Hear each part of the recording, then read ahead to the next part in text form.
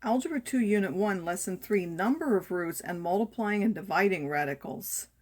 So we want to know how many real roots of a number exists, to take the nth root of an nth power, and to also multiply and divide radicals to simplify. So for positive numbers, if we have x to the n equals a, and we want to take the nth root, and we know x can be written like this, it's possible that this doesn't exist depending on what kind of a number this is. So as I said, if they're positive numbers and we want to take roots, there are really two possible real roots if n is even. One is positive and one is negative, and they're opposites of each other. So if we want 16 and I want the square root, well, there are two square roots of 16. There's 4 because 4 squared is 16, and there's minus 4 because minus 4 squared is 16. If it's odd, there's only one possible real root when it's odd. If a is 0, it doesn't matter whether it's even or odd, there's only one root because the nth root of 0 is 0 no matter what the power. If there are negative numbers, there are no real roots if n is even, like we talked about, because you can't take even roots of negative numbers. They will give you imaginary numbers. If it's an odd root that we're trying to take, then there will be one odd root for the negative number, and it will be negative. So how can we distinguish between the two roots for even numbers? So we just wrote the nth root of a number before. How do I distinguish between those two even roots when there are positive numbers? The one that we were writing is really restricted to mean the principal root of a number, and that notation means a positive answer when n is even. So it can be negative if a is odd, but when n is even, this is a positive number if it's a real number. If n is odd, there's not a problem because there's only one. Now we know that if it's even, one is positive, one is negative, and they're opposites, so the other one we will simply put the negative out front, and it will be the opposite of that one. So to summarize all that, when you have positive numbers underneath, if they're even roots, there are two of them, the nth root of a and minus the nth root of a. For odd, there's only one. It's a positive root, the nth root of a. It's 0, there's always 1, it's 0. Doesn't matter whether it's even or odd. For less than 0, when we have negative numbers underneath the radical sign, there aren't any real roots when n is even. There's one when it's odd, and it's also the nth root of a. The difference in this case is the result of this is positive when the number is positive, and the result of this is negative when the number is negative. So how many real roots of the given kind exist for each number, and what are they? Square roots of 5. Again, it's a positive number. There will be 2, square root of 5 and minus the square root of 5. How many cube roots? That's an odd root. There will be only 1. It's the cube root of 5. Fourth roots, it's even. There will be 2, fourth root of 5 and minus the fourth root of 5. Fifth roots, that's odd. There will only be 1, the fifth root of 5.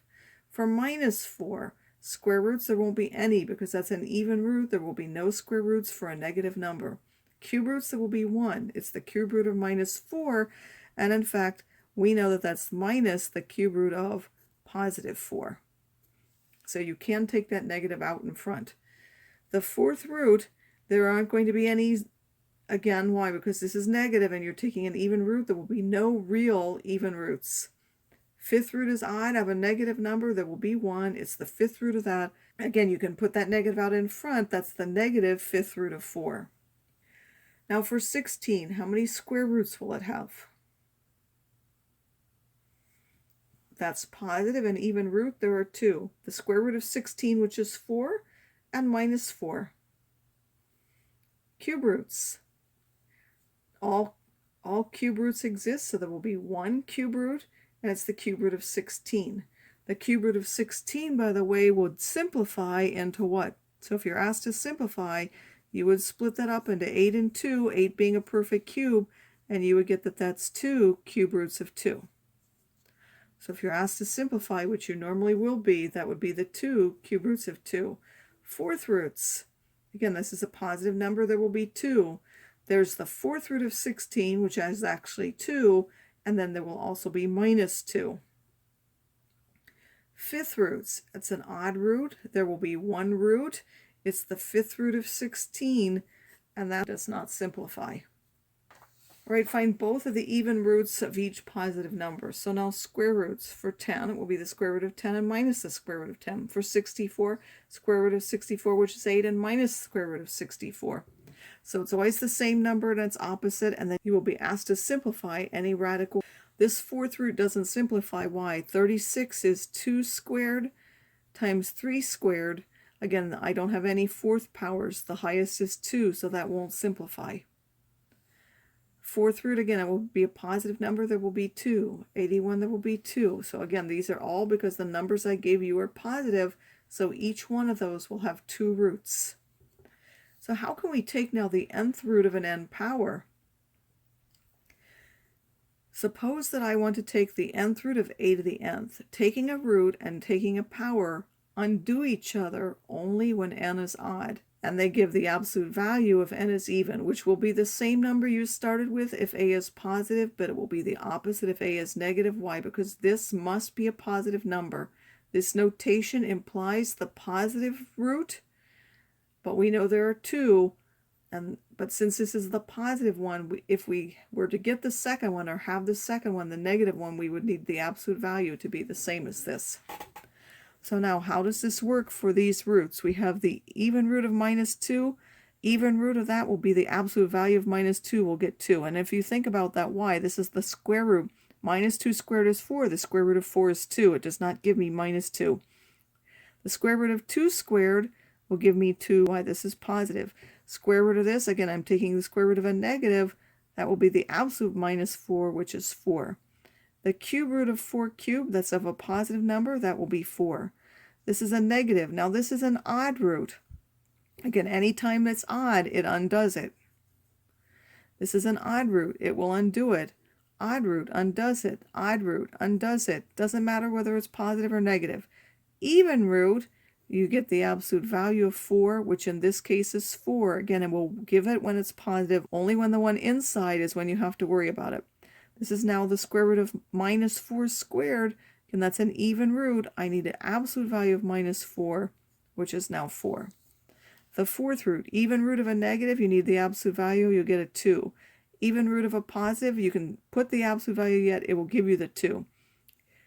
Even root of this, again, it's an even root, will be the absolute value of minus 4, which is 4. Odd root, doesn't really matter, you get the same number. Even root, you need the absolute value of minus 8, which is now 8. Now, so far we simplified things when we were multiplying. Suppose we have a radical in the denominator. In order for that to be simplified, we need to add another thing, is that no radicals are allowed to remain in the denominator. We need to multiply by whatever power we need to of the denominator so that this will be a perfect nth root, and we will be able to rationalize and get a rational on the bottom. And by the way, sometimes it's easier to go from here to here. Sometimes it's easier to go from here to here. You just have to figure out which one makes the job easier of simplifying. So if I have the square root of 8 and the square root of 32, again, that's the square root. We can combine them into 1. That's 256. 256 is a perfect square. That's 16. Suppose you didn't know that. 8 is 2 cubed. 32, if you do it, will be 2 to the 5th. So now this will be the square root of, well, you can have 2 squares. Each one of those will give you a 2. That will end up giving you 16. You'll have 2 times 2 times 2 times 2, which would be 16. How can I simplify the cube root of 4 times the cube root of 16? Again, we'll combine those into the cube root of 4 times 16, which is 64. If you know that, that just gives you 4. Suppose you don't know that, but you know 16 is 4 squared, then you could say, okay, I can write that, and this is an alternative way, knowing that that's 4 squared. This is now the cube root of 4 cubed. We know odd roots undo them. We're going to get just 4. If I have 3 times the cube root of 5 times 2 times the cube root of 50, what can we do? You will multiply the numbers out front. That will give you 6. Then you'll take the cube root and multiply the numbers on the inside. That's 250. If you know the perfect cubes, 125 will come out of there. The cube root of 125 is 5, which will now leave the cube root of 2 underneath there. And then the 6 times the 5 out in front will give you that 30 cube roots of 2. Again, if you didn't know that for 250, You could do some sort of box diagram. Take out a 2, get 125. Take out a 5, get 25. Take out a 5, get another 5. And again, you're looking for 3 of them that has 3 5s. The cube root of 5 cubed will give you that 5 as well. Now here we have one where the radical is in the denominator. You're not allowed to leave that. Well, this is 1, 2. I would need one more 2, so I multiply the top and the bottom by the square root of 2. On the top, 1 times the square root of 2 is the square root of 2. The square root of 2 times the square root of 2 is really the square root of 4, which will end up giving you 2. For this one, what would you do? Again, you have 1 square root of 2 on the bottom. You need to multiply by another square root of 2 in order to get rid of the radical. On the top, the square root of 5 times the square root of 2 is the square root of 10. On the bottom, you have the square root of 2 times the square root of 2, which is the square root of 2 squared, or square root of 4, which is just 2. For the cube root, this is the cube root of 5 over 16, which I can split up, which is now the cube root of 5 over the cube root of, again, I'm recognizing that this is a perfect cube, 8 times 2, so I took that out as 2. Now I have 1 2 underneath the radical sign. I need 2 more, so 2 squared is 4. I can multiply by that cube root of 4, which will give me the cube root of 8. Again, the cube root of 8 is 2. 2 times 2 is 4, will give me this. Cube root of 5 times cube root of 4 is the cube root of 20. Square root of 56 over the square root of 7. Now, some people get in the habit of, they're like, oh, I'll just multiply by the square root of the bottom. And it's true, but then you're going to have to do a lot of simplifying. If you can simplify first, you want to do that. So for this one, 5 over 2 didn't simplify. 5 over 16 didn't simplify. But 56 divided by 7 simplifies. That simply gives me 8. So the square root of 56 over 7, which this can be substituted for, will give me the square root of 8. 8 can split into the perfect square of 4 times 2. The square root of 4 is the 2, and then this other one stays underneath the square root sign. The cube root of 250 over the cube root of 4. And now I could write, I'm writing this is the cube root of 125 times 2, and then this is the cube root of 2 squared. Now I could have gone ahead and divided, except 4 doesn't go in this evenly, so I'd still have to multiply by something.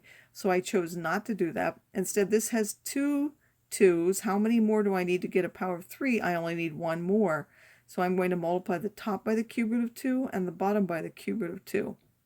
This 5 comes out, and then inside I have this 2 and this 2 left, which will be the cube root of 4. So this one left 1 2, this one left another 2. You multiply those together, you'll get 4. Then on the bottom we have the cube root of 2 cubed, which will end up being 2. For this one, if we notice, and it's easier if you do. So some people get in the habit and they'll be like, oh, I have 125. Let me multiply by 25 cubed. If you do that, you're going to have to simplify what you have in the end because it won't be as simple as it could be. So if you notice that this, what you have, is really 5 squared instead, then you're like, I have 2 5's. I need to multiply by another 2. So multiply by the 4th root of 5 squared, and then this will be what? This is now the 4th root of 2 times 5 squared. That won't simplify. That's 25. That will be 50. And then on the bottom, that's now the 4th root of 5 to the 4th. That will undo each other, and you'll just end up with 5 in the denominator. That will be the 4th root of 50 over 5.